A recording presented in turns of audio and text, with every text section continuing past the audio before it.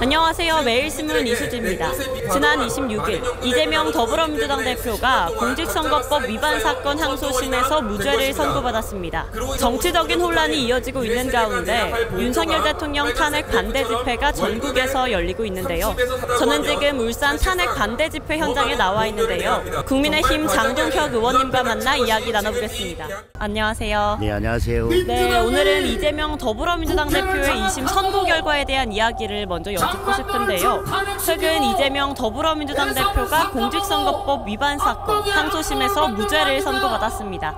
판사 출신으로서 이에 대해서 어떻게 바라보고 계십니까? 제가 한마디로 이재명 대표의 무죄 항소심 판결은 이재명 대표가 직접 쓴 판결이나 마찬가지다, 그렇게 말씀을 드렸습니다.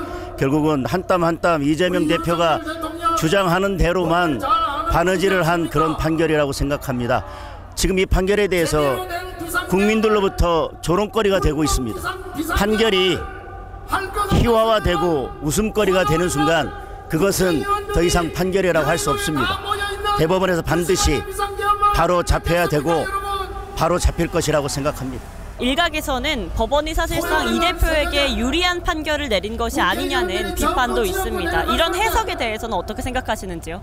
제가 여러 차례 말씀드렸지만 결국 이건 이재명 대표가 쓴 판결이나 마찬가지입니다.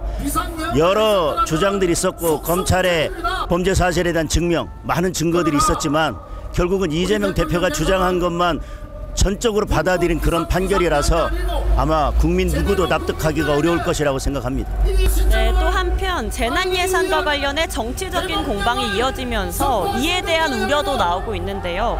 이런 정치권의 대응 방안은 무엇이라고 보십니까? 국민들께서 다 아십니다. 지난 연말에 민주당에서 일방적으로 예산안을 통과시키면서 국방, 재난, 여러 주요 예산들을 다 일방적으로 삭감을 해버렸습니다. 지금 산불이 크게 있어서 큰 피해가 있는데 이렇게 산불 같은 재난에 대응하기 위한 예비비마저도 민주당이 2조 원을 일방적으로 삭감을 했습니다.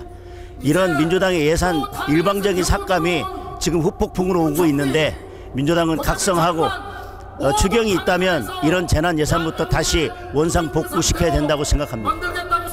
또 국민의 안전과 직결된 재난 예산이 정치적 협상의 도구로 활용되는 것이 아니냐는 우려도 커지고 있습니다.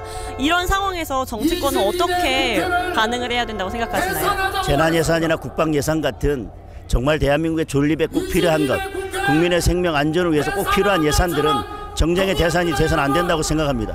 그런데도 불구하고 이렇게 정쟁이 되는 것은 지난 예산 편성 시에 그런 중요한 예산들을 민주당이 일방적으로 삭감했기 때문에 사실 그 발단이 된 거고요. 지금부터라도 이런 정쟁을 멈추고 그런 예산 원상 복구를 위해서는 함께 힘을 합쳐야 된다고 생각합니다. 네, 바쁘신 와중에도 인터뷰 응해주셔서 감사합니다. 네, 고맙습니다. 네, 감사합니다. 이번 소식도 유익하셨나요? 매일신문 구독하기로 더 신속하고 정확한 정보를 받아보실 수 있습니다.